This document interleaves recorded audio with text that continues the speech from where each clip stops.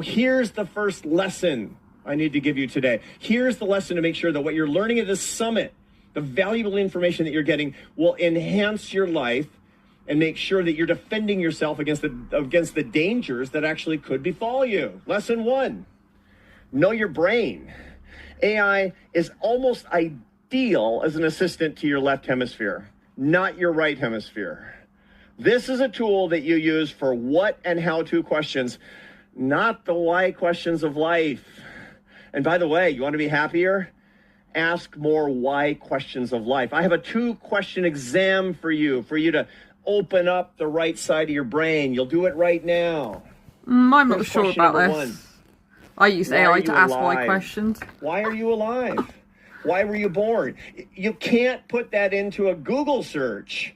You can't give that question to AI. AI will give you nonsense because it's not on the right side of your brain. 2nd question, for what would you give your life right now, happily?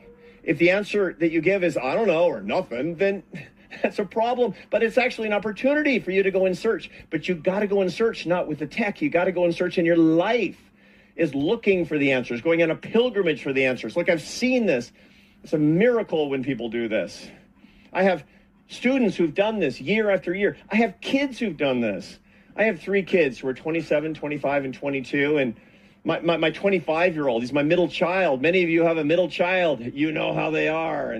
And mine was extraordinarily middle childish. You know, in the senior year in high school, it was always, his name is Carlos. And Carlos, he's failing math class. And Carlos just got a D in history. And Carlos didn't show up for his exams. And my Spanish wife, who's such an optimist, you can actually ask, like ChatGPT, why do people do certain things?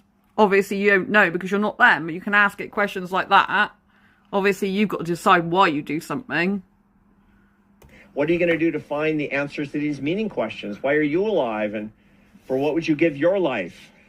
And he found them. He found them by doing real life things. He went and he worked on a farm, and then he joined the Marine Corps. My son was a scout sniper in the U.S. Marines, and it was hard, and it was hands-on, and it was other people, and he had answers. He has answers today. Now he's 25 and married and has 2 kids, and he has answers, which is why he's able to live in real life, knowing his brain. His answers, by the way, he's alive because God made him to serve other people.